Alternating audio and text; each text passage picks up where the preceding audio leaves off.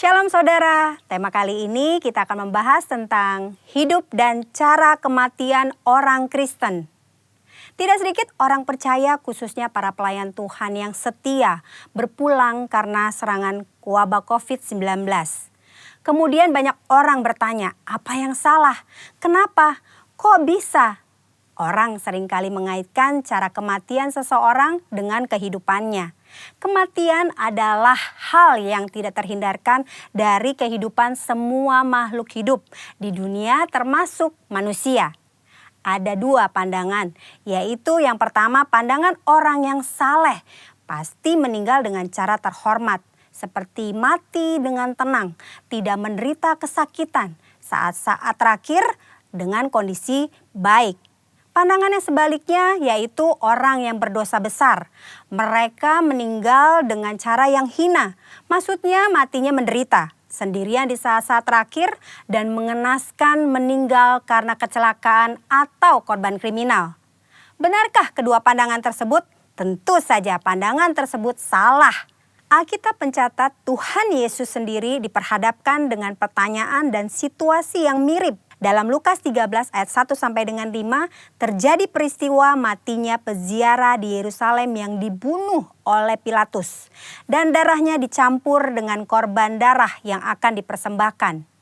Peristiwa yang kedua adalah orang-orang Galilea mati tertimpa menara dekat Siloam. Dua peristiwa ini membuat orang-orang bertanya, dosa besar apa yang telah dilakukan oleh kedua kelompok ini? Hingga mereka meninggal dengan cara yang mengenaskan. Saat itu juga Yesus menegur mereka bahwa hal itu terjadi bukan karena mereka lebih berdosa. Dosa dan kesalahan atau konsekuensi yang dibuat oleh manusia bisa saja mengakibatkan penderitaan dan mati dengan mengenaskan. Tetapi mengatakan semua orang yang mati dengan tidak enak dan mengenaskan adalah orang yang lebih berdosa, itu pendapat yang salah. Apalagi mengaitkan dengan kualitas kerohanian mereka.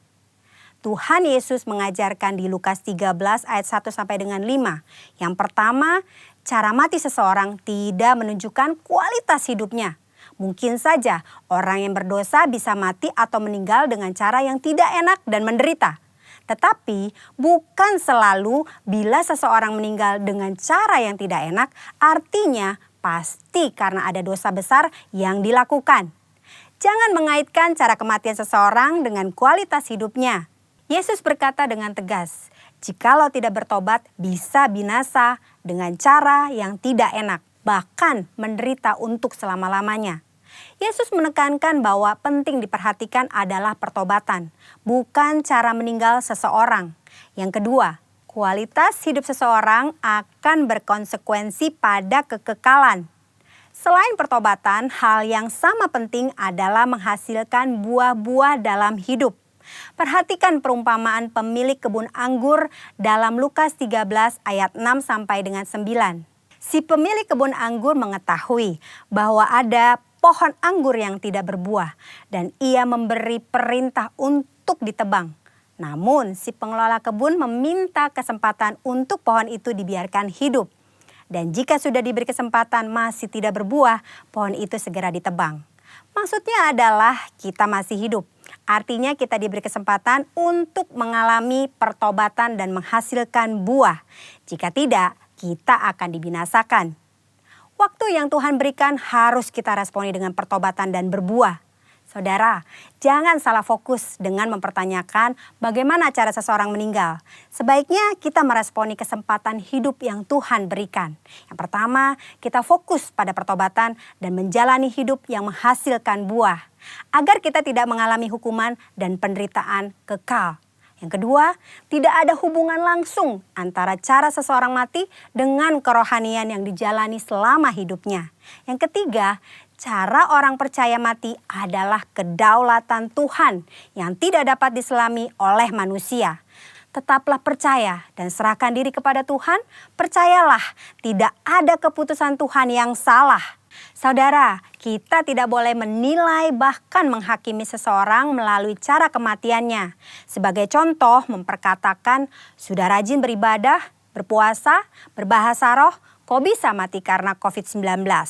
Hal itu tidak ada hubungannya, lagi sangat tidak pantas untuk diucapkan karena tidak menghormati dan tidak sensitif terhadap perasaan keluarga yang ditinggalkan. Mari saudara, kita fokus kepada pertobatan dan menghasilkan buah-buah yang baik selama kita masih punya kesempatan. Tuhan Yesus memberkati. Shalom semuanya. Hari ini kita mau sembah Tuhan, kita mau datang sama Tuhan, kita mau rasain lagi hadiratnya Tuhan. Sebelum kita mau sembah Tuhan, mari kita doa dulu. Ya Tuhan, makasih Tuhan. Sungguh Tuhan, kami ucap syukur ya Tuhan kalau kami ada sampai hari ini ya Tuhan. Bukan karena kuat gagah kami Tuhan, kami ada sampai hari ini Tuhan. Semua karena kemurahan-Mu Tuhan, semua karena kebaikan-Mu ya Bapa. Ya Tuhan, kalau sebentar Tuhan kami mau sembah Engkau Tuhan, kami mau tinggikan Engkau Tuhan. Biar Tuhan Kau yang hadir Tuhan di tengah-tengah setiap kami ya Bapa. Terima kasih Tuhan, terima kasih. Syukira bayar bayar bayar bayar bayar bayar bayar syukira bayar bayar.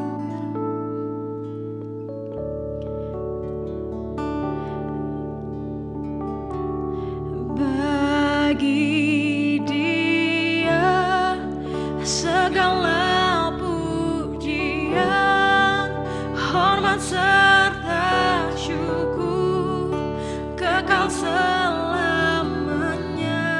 Bagi Dia segala pujian, hormat serta syukur sama-lamanya.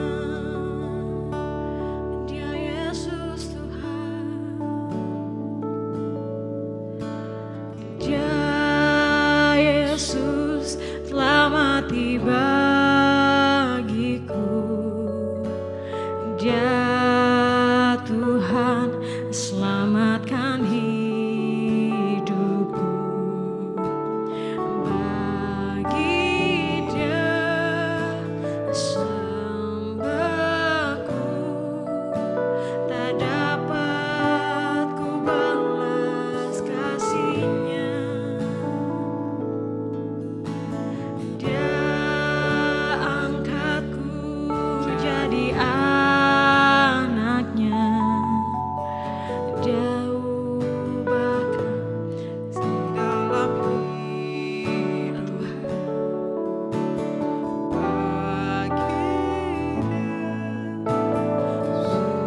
Pujianku hanya Kau segalanya bagiku. Bagi Dia, bagi Dia segala pujian, hormat serta syukur kekal selamanya. Bagi Dia segala pujian, hormat serta syukur sama-lamanya. Bagi Dia,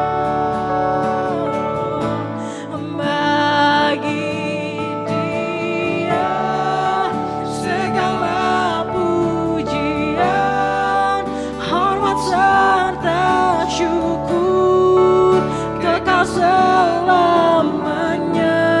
Bagi Dia segala pujian, hormat serta syukur sama-lamanya. Bagi Dia, bagi Dia segala pujian, hormat serta syukur kekal selamanya. Bagi Dia segala pujian, hormat serta syukur sama-lamanya, sama-lamanya.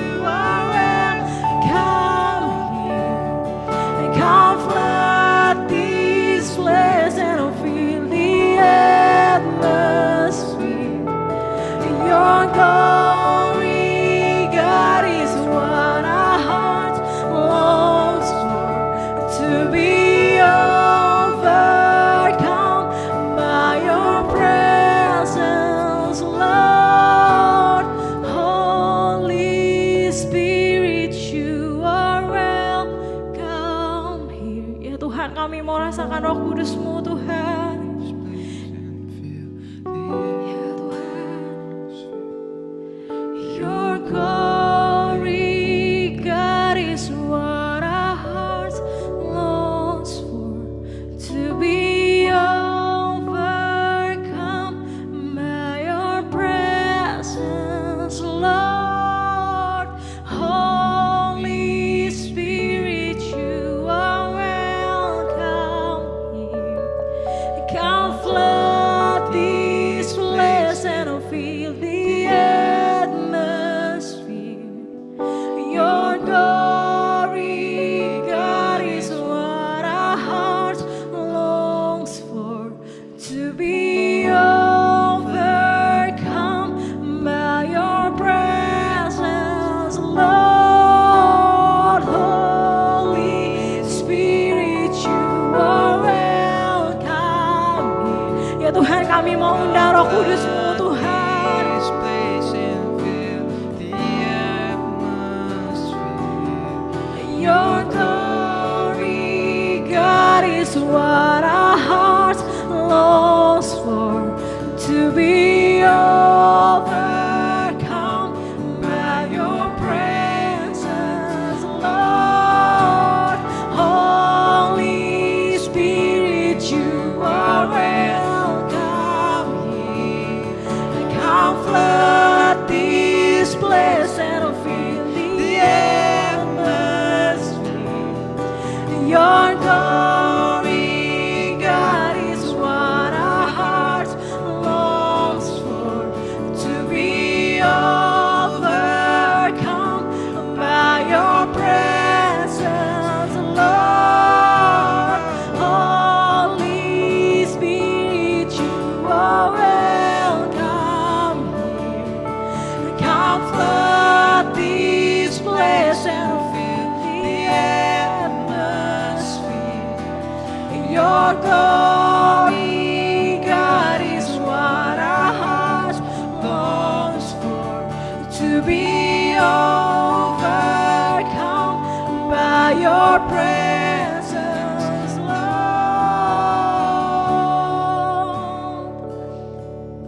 Kirabaya shande,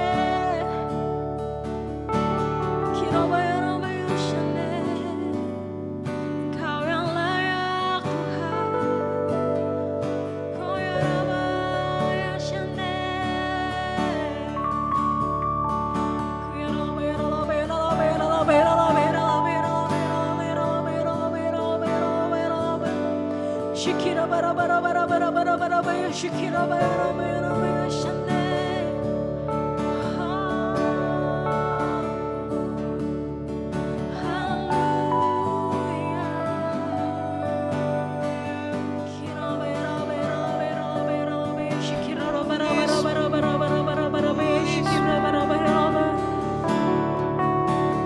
Come, Holy Spirit, fall in this place. I need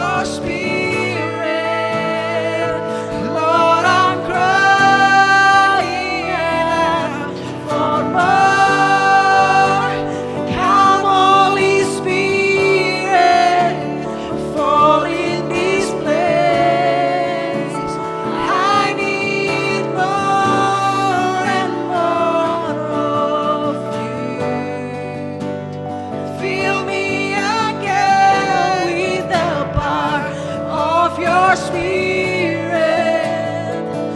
Lord, I'm crying out for more. Come, Holy Spirit, fall in this place. I need more and more of you. Fill me again with the power of your spirit. Lord, I'm crying out for more and more of you. Shikirabayashande.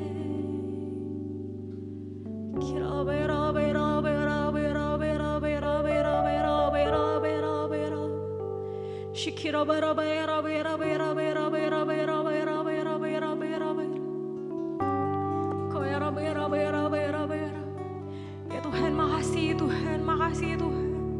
Ya Tuhan, kalau kami boleh Tuhan rasakan hadirat-Mu Tuhan. Rasakan jamahan-Mu ya Bapa. Terima kasih Tuhan, makasih Tuhan. Ya Tuhan, kalau sebentar ya Tuhan kami mau mendengarkan firman-Mu Tuhan. Biar Tuhan setiap firman yang disampaikan Tuhan boleh tertanam di hati setiap kami ya Tuhan. Berbuah lebat Tuhan di hati setiap kami ya Tuhan. Ya Tuhan, makasih Tuhan, makasih Tuhan. Biar Tuhan kayak urapi Tuhan lidah bibir hamba-Mu Tuhan yang akan menyampaikan firman-Mu Tuhan. Biar apapun yang Ia sampaikan Tuhan sesuai dengan apa yang mau Engkau sampaikan ya Tuhan. Terima kasih Tuhan, makasih Tuhan. Hanya di dalam nama Tuhan Yesus. Haleluya. Amin. Amin.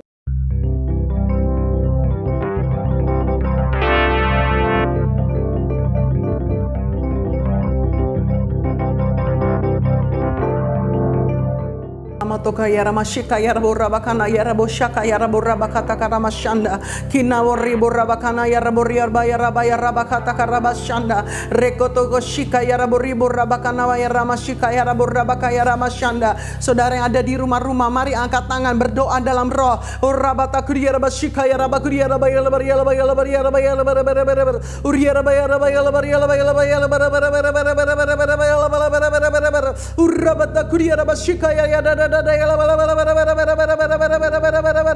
Terima kasih Tuhan untuk penyertaan-Mu yang luar biasa dalam hidup kami. Terima kasih Tuhan, kami mau katakan Kau dahsyat, Kau luar biasa Tuhan. Engkau ajaib Tuhan. Terima kasih untuk semua kesehatan, penyertaan, perlindungan-Mu, bahkan penyediaan dan berkat-Mu Tuhan atas setiap anak-anak-Mu. Hari ini hamba-Mu berdoa, turun pengurapan pengajaran dari tahta Allah. Buka mata rohani, telinga rohani kami di dalam nama Tuhan Yesus. Biarlah kami punya hati seperti tanah yang subur, yang siap ditaburi dengan benih firman-Mu. Urapi hamba-Mu yang gak ada apa-apanya Tuhan. Biar hamba-Mu yang sampaikan pesan dan isi hati-Mu. Sementara Mu sampaikan pesan dan isi hati-Mu, Tuhan menarik semua kami masuk dalam rencana-Mu yang tidak pernah gagal. Jangan tahan berkat-Mu Bapa untuk anak-anak-Mu Tuhan yang menonton program TV ini Tuhan, yang menonton ibadah online ini Tuhan. Biar Kau curahkan berkat-Mu, gandum terbaik, minyak terbaik, anggur terbaik, berlimpah, limpah, limpah, limpah, limpah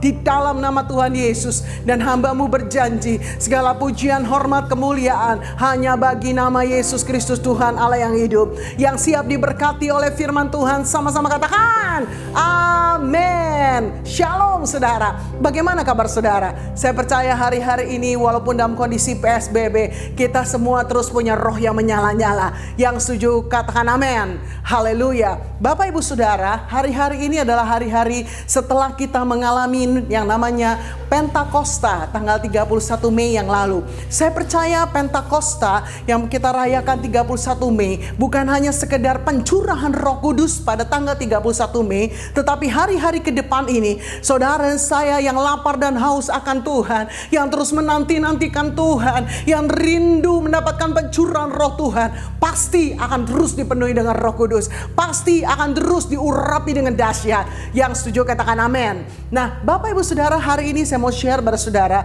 rahasia menjaga pengurapan tetap segar dan kuat. Saya percaya hari-hari ini kita sedang dilimpahi satu pengurapan Pentakosta ketiga yang luar biasa. Amin. Saya percaya hari-hari ini sama seperti waktu murid-murid Tuhan Yesus 2000 tahun yang lalu di Kisah Para Rasul 2, mereka yang menanti di loteng Yerusalem menantikan pengurapan Tuhan, dan pada hari Pentakosta, roh Tuhan dicurahkan dengan dahsyat. Saya percaya juga hari-hari ini, waktu kita menantikan Tuhan dan menerima pengurapan yang dahsyat, kita semua dibangkitkan, kita semua dipulihkan, kita semua mengalami kemenangan, kita semua mengalami mujizat Tuhan. Yang percaya katakan amin. Haleluya. Oleh karena itu Bapak Ibu Saudara, perhatikan baik-baik. Ada banyak anak-anak Tuhan, waktu mereka terima pengurapan, mereka rasakan kelegaan, mereka merasakan sukacita, mereka merasakan satu beban yang terlepas, bahkan mengalami mujizat kesembuhan, mujizat terobosan, mengalami karunia-karunia Roh Kudus. Tetapi saya percaya bahwa pengurapan Roh Kudus bukan hanya membuat saudara saya mengalami kelegaan, tetapi yang lebih lagi, Kisah Para Rasul 1 ayat 8 katakan, kamu akan menerima kuasa kalau Roh Kudus itu turun atas kamu. Kamu akan jadi saksiku di Yerusalem, Yudea, Samaria, sampai ke ujung bumi. Saya percaya pengurapan yang Tuhan sedang berikan hari-hari ini di era Pentakosta yang ketiga ada dua maksud dan tujuan. Arti pengurapan yang pertama adalah kita mengalami the anointing upon, ya, pengurapan di atas. Bagaimana the anointing upon itu adalah pengurapan yang memampukan Bapak Ibu Saudara untuk melakukan tugas pelayanan kita. Waktu Kisah Rasul 1 ayat 8 katakan, kamu akan menerima kuasa kalau Roh Kudus turun atas kamu. Saya percaya hari-hari ini waktu kita terima pengurapan di era Pentakosta yang ketiga, Tuhan mau bangkitkan setiap saudara saya jadi saksi Tuhan yang luar biasa. Yang setuju katakan amin. Haleluya.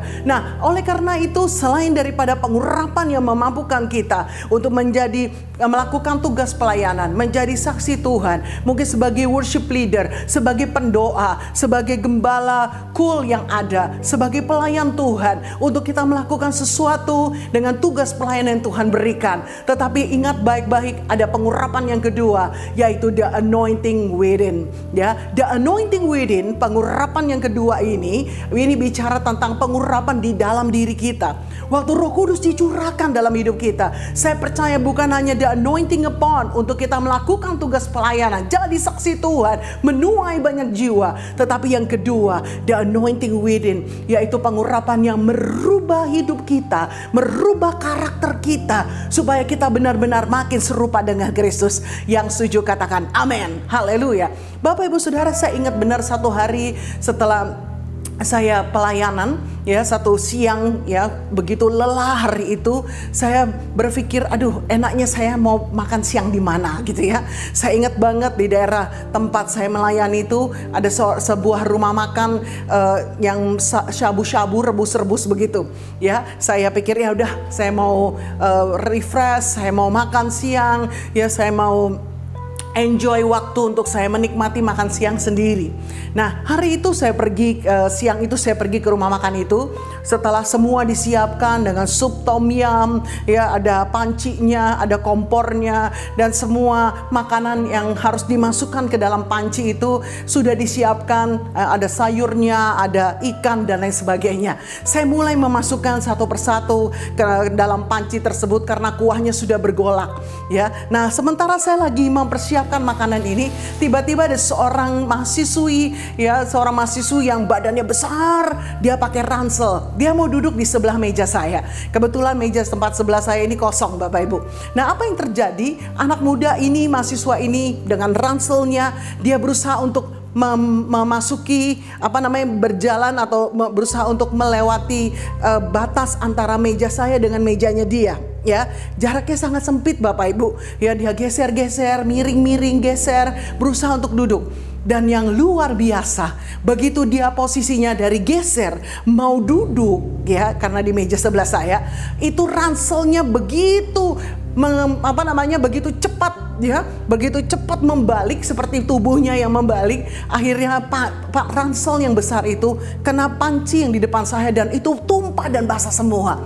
puji Tuhan, pada saat keadaan seperti itu, walaupun semua baju saya basah dan panas, saya bersyukur sama Tuhan. Saya cuma berkata haleluya, haleluya. Ya, secara manusia mungkin orang lain berkata, gak salah Bu, cuma haleluya. Tapi oleh anugerah Tuhan, Tuhan berikan kemampuan bagi saya berespon dengan benar, karakter Kristus yang keluar, sehingga pada waktu hal itu terjadi, saya cuma bilang haleluya. Mungkin orang lain mungkin sudah marah-marah, mungkin orang lain sudah bilang, mata lu di mana? Ya, sudah emosi dan sebagainya. Saya cuma tersenyum dan berkata, tolong waiters dibersihkan, dirapikan, diganti pancinya dengan kuah yang baru dan lain sebagainya. Mahasiswa ini sangat ketakutan dan berkata, maaf ya Bu, maaf ya Bu, maaf ya Bu. Saya bilang it's okay, saya nggak marah, saya bilang gitu. Dia tidak jadi duduk di sebelah saya, dia pindah posisi yang agak jauh sedikit, saudara. Mungkin dia nggak enak hati, saudara. Tapi di sini saya belajar dan saya menyadari bahwa ternyata pengurapan yang kita terima itu bukan hanya the anointing upon untuk kita melayani Tuhan, tetapi ada the anointing within di dalam diri kita, sehingga yang muncul dalam hidup kita adalah buah Roh Kudus. Yang muncul dalam hidup kita adalah karakter Kristus. Yang percaya katakan amin, haleluya. Nah, Bapak Ibu Saudara, kita percaya hari raya Pentakosta ini, ya, dalam perjanjian lama ini bicara tentang satu hari raya penuaian setelah panen gandum. Memang di perjanjian baru itu bicara tentang hari pencurahan Roh Kudus. Artinya apa? Penuaian dengan pencurahan Roh Kudus itu bergerak paralel. Waktu Roh Kudus dicurahkan dengan dahsyat, dampaknya adalah penuaian. Amin, haleluya.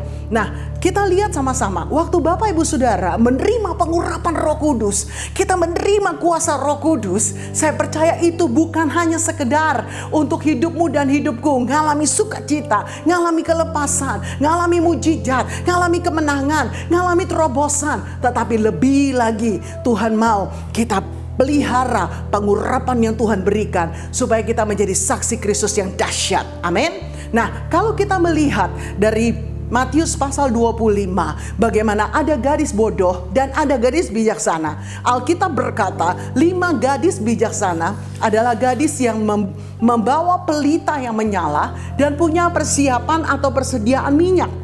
Nah, kita tahu sama-sama bahwa pelita yang menyala ini bicara bahwa gadis atau gereja Tuhan yang hidup dipimpin oleh firman Tuhan, yang hidup melakukan firman Tuhan, tetapi gak hanya sekedar mengerti firman dan melakukan firman, tetapi 5 gadis bijaksana bicara juga orang atau anak Tuhan, gereja Tuhan yang mempunyai persiapan minyak.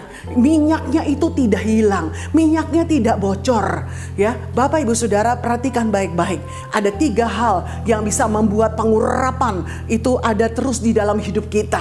Ya, saya percaya bukan hanya sekedar Bapak Ibu Saudara terima pengurapan di hari raya Pentakosta, tetapi bagaimana ke depan ini kita bisa menjaga pengurapan itu terus penuh dalam hidup kita, terus mengalir dalam hidup kita, sehingga kita jadi saksi Tuhan yang efektif. Yang mau katakan amin, haleluya. Oleh karena itu kita lihat sama-sama Bapak Ibu, puji Tuhan, haleluya. Ya, bagaimana pengurapan itu bisa kita simpan dan tetap segar. Yang pertama adalah bagaimana pengurapan itu ditaruh di kontainer hati yang baru. Matius 9 ayat 17 katakan, anggur yang baru harus ditaruh dalam kirbat atau kantong yang baru, supaya terpelihara keduanya. Jika kan anggur yang baru tidak ditaruh dalam kantong yang baru, apa yang terjadi? Ya, kantong yang lama ini akan menyebabkan kantongnya pecah dan anggurnya terbuang. Ini kantong ini bicara tentang hati. Ya, hati. Oleh karena itu langkah yang pertama untuk Bapak Ibu Saudara menjaga agar pengurapan itu tetap segar, pengurapan itu tetap kuat, bahkan semakin mengalir, semakin dahsyat dalam hidup kita. Yang pertama adalah jaga hati kita. Amsal 4 ayat 23 katakan, jagalah hatimu dengan segala kewaspadaan, karena dari situ terpancar kehidupan. Orang yang menjaga hati artinya apa? Dia tidak cepat emosi, dia jaga pikirannya, dia jaga ucapannya, ya, dia jaga kuasai dirinya. Sehingga ada sesuatu pun yang mungkin mau men-trigger, membuat dia jadi marah, dia akan berkata, saya tidak perlu marah, saya harus berespon dengan benar. Mari jaga hati baik-baik hari ini. Kalau saya boleh katakan pada saudara, jaga hati, hati-hati. Amin. Apa saudara? Jaga hati, hati-hati. Yang mau katakan amin. Yes. Yang kedua, setelah kita menjaga hati kita, kirbat itu yang menjadi baru terus, maka yang kedua dikatakan bahwa kita harus menjaga diri dari segala pencemaran. Ya, Yakobus 1 ayat 27 bagian B katakan, jagalah dirimu terhadap semua pencemaran dunia. Bapak Ibu Saudara, sebenarnya ke poin-poin ini Tuhan ingatkan atau Tuhan berikan pewahyuan pada waktu tahun 2004. Kami sekeluarga diberikan kesempatan oleh anugerah Tuhan pelayanan di Toronto. Setelah pelayanan di Toronto, hari Minggu Toronto, Kanada, lalu hari Seninnya kami diajak oleh pengerja yang ada untuk pergi ke winery. Ya, itu satu pabrik pembuatan anggur. Apa yang terjadi Bapak Ibu? Kami diajak tur di pabrik itu dan dikatakan oleh pemandu daripada tur tersebut dikatakan seperti ini.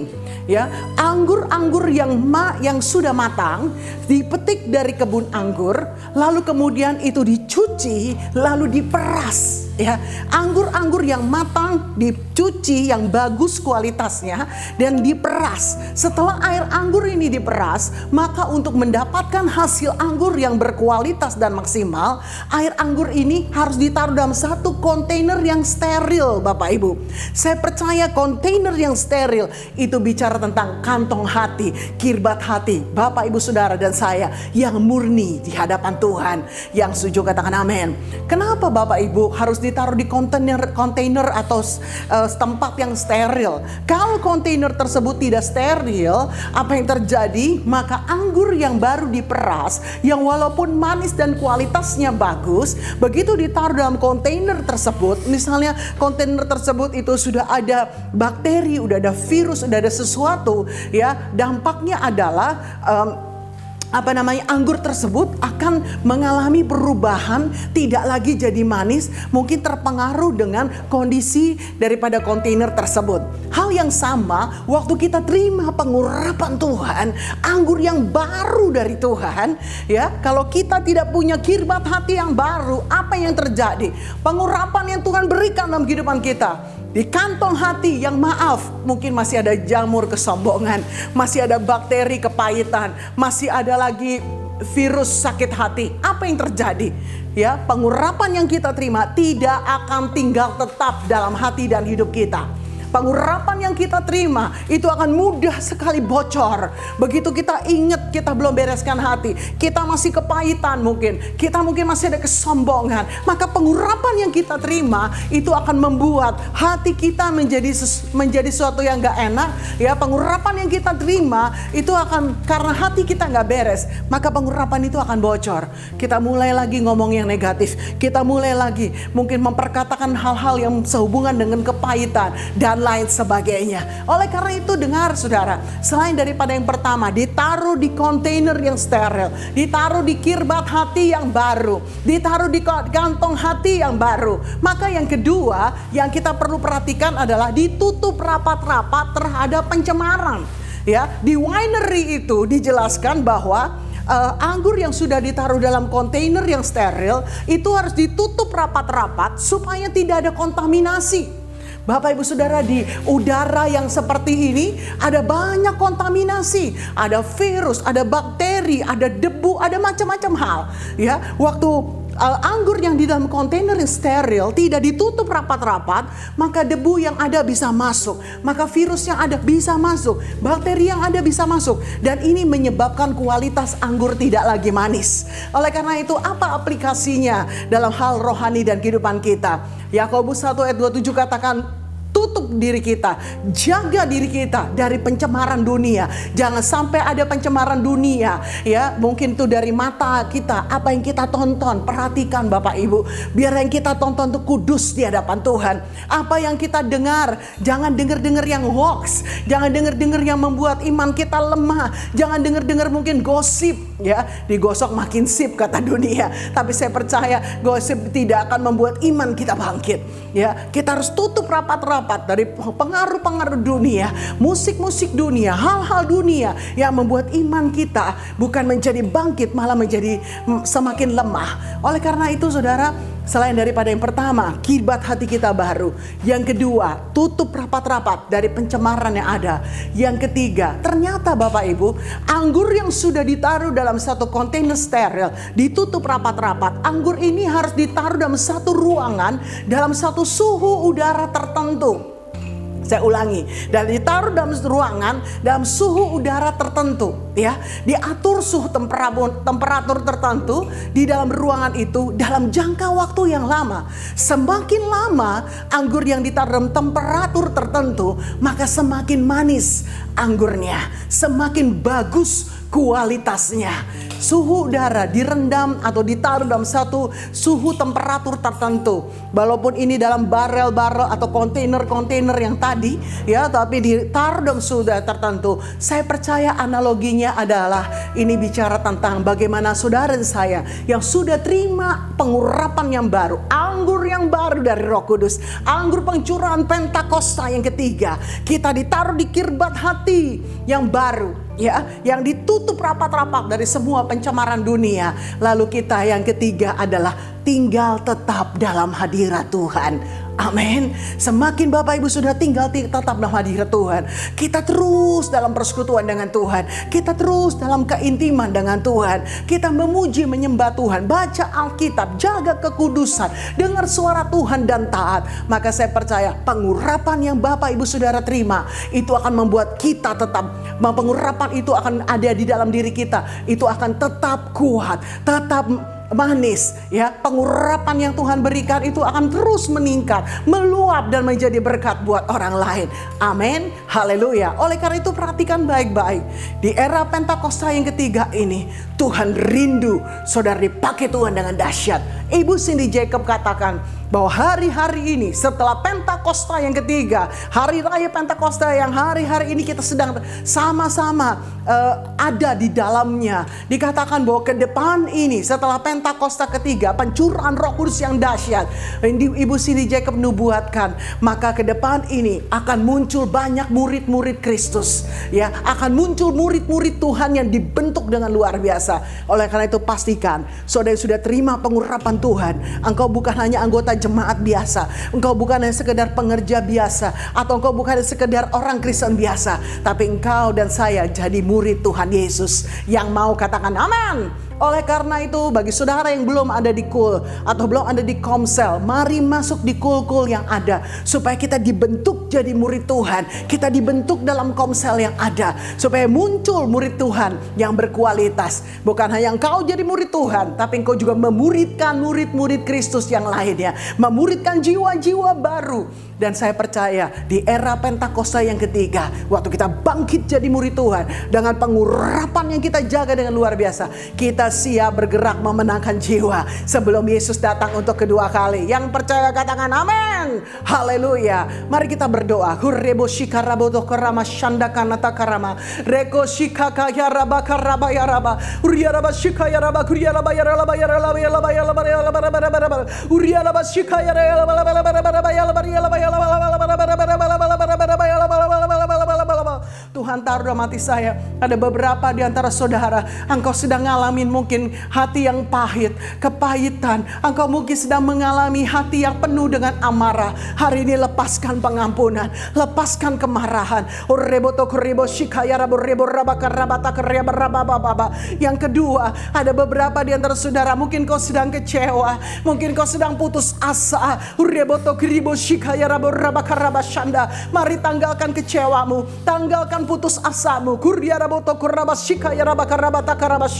Mungkin ada di antara saudara yang hari-hari khawatir, galau. Hari ini tanggalkan kekhawatiranmu, tanggalkan kegalauanmu. Mari jadikan, minta pada Tuhan hari ini hati yang baru, hati yang baru, kirbat yang baru, supaya kita siap lebih lagi terima pengurapan yang baru dari Tuhan.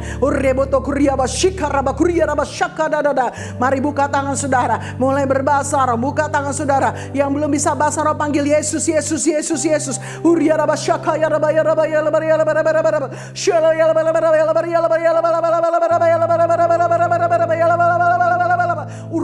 anak-anak-Mu Tuhan dengan pengurapan yang baru. Bangkitkan setiap kami Tuhan. Biar kami boleh punya hati yang baru. Kami menjaga diri kami dari semua pencemaran dunia. Dan kami sungguh-sungguh tinggal terus dalam hadirat Tuhan. Kami percaya pengurapan Pentakosta ketiga yang kami terima hari-hari ini bukan sekedar membuat kami mengalami kelegaan, bukan sekedar membuat kami mengalami sukacita, damai sejahtera, bukan sekedar membuat kami Tuhan mengalami mujizat Tuhan, tetapi lebih lagi kami juga terus bisa menjaga pengurapan yang Tuhan berikan sehingga kami jadi saksi-Mu yang dahsyat. Oleh karena itu hamba-Mu berdoa, Engkau urapi anak-anak-Mu Tuhan, pakai dengan dahsyat Tuhan, terobosan-terobosan mujizat terjadi dalam hidup mereka. Kami percaya hari ini Tuhan, kami yang sudah terima firman-Mu, kami dibangkitkan, kami diurapi Tuhan. Terima kasih, meteraikan firman-Mu, hormat kemuliaan hanya bagi Tuhan. Di dalam nama Tuhan Yesus yang sudah diberkati dan diurapi, katakan amin. Tuhan Yesus berkati.